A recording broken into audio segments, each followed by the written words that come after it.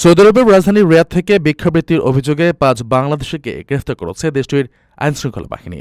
আজ বৃহস্পতিবার এক্সে দেওয়া এক বিবৃতিতে সৌদি আরবের জননিরাপত্তা বিভাগ এ তথ্য নিশ্চিত করেছে। বিবৃতিতে জানানো হয়, রিয়াদ অঞ্চলের পুলিশের নিয়মিত নিরাপত্তা টহল চলার সময় এই ৫ বাংলাদেশি প্রবাসীকে ভিক্ষা করার সময় আটক করা হয়। এরপর তাদের বিরুদ্ধে প্রয়োজনীয় আইনি ব্যবস্থা নেওয়া হয়েছে। সৌদি আরবের স্বরাষ্ট্র মন্ত্রণালয়ের উদ্যোগে দেশটিতে সব ধরনের ভিক্ষাবৃত্তি নির্মূলে যে ধারাবাহিক অভিযান পরিচালিত হচ্ছে, এই গ্রেফতার তারই একটি অংশ বলে উল্লেখ করেছে কর্তৃপক্ষ। সৌদি আরবে ভিক্ষাবৃত্তির বিরুদ্ধে কঠোর অবস্থান নিয়েছে দেশটির স্বরাষ্ট্র মন্ত্রণালয়।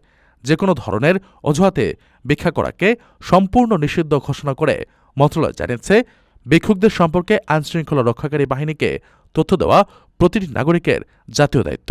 নতুন নির্দেশনায় স্পষ্ট করে বলা হয়েছে, যারা নিজেরা ভিক্ষা করবে, অন্যদের পরিচিত করবে অথবা যে কোনোভাবে ভিক্ষুকদের সহায়তা করবে, তাদের সবাইকে কারাদণ্ড ও জরিমানার মুখোমুখি হতে হবে। বিদেশি নাগরিকদের ক্ষেত্রে এই অপরাধের শাস্তি আরও কঠোর। সৌদি আরবে অবস্থানরত কোনো বিদেশি নাগরিক ভিক্ষাবৃত্তিতে জড়ালে নির্ধারিত সাজা ভোগের পর তাকে নিজ দেশে ফেরত বা ডিপোর্ট করা হবে। একই সঙ্গে ভিক্ষাবৃত্তির কোনো ঘটনা নজরে এলে তা তাৎক্ষণিকভাবে কর্তৃপক্ষকে জানাতে বলা হয়েছে।